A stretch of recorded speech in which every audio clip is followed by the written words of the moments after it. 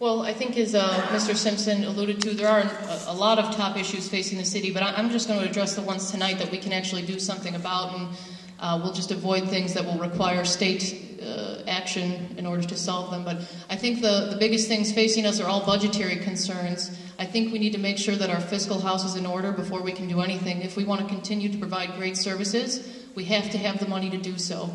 We do a lot of, no government operates at 100% efficiency, but the goal should always be to strive for that. And I think there are still absolutely cuts that can be made. I, again, was just looking at the budget today. I mentioned it before. If you just look at dues and subscriptions for the council, or for the city as a whole, rather, it's upwards of $40,000 a year we spend on that. Certainly there must be some cuts that can be made in things like that. I mentioned the Washington lobbyists for $72,000 a year that we paid for. Again, so there are cuts that can be made, and I think another big place where we can make cuts is in the administration. I think that we can absolutely consider rolling back our administration to pre-peak growth levels, and I think that's going to be important when we're talking about possibly cutting public safety and first responders.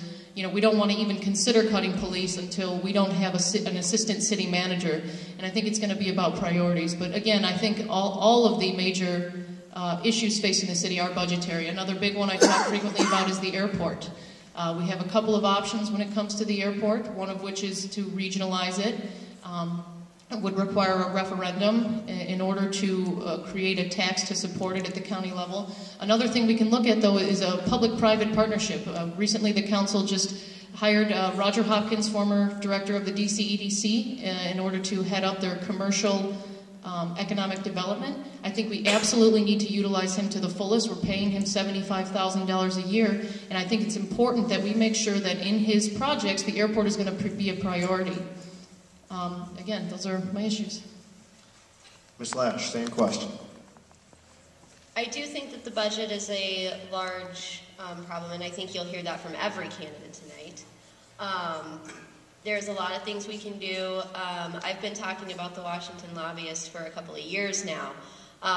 We do spend $72,000 a year, and as I showed at the Women's Center, this is the only update we get per month for our invoice of $6,000. And the only thing specific to what she's actually done for us is here, this small paragraph. In a time when President Obama in his State of the Union address said that he would veto any earmarks, a lobbyist is now not only unneeded, but ineffective.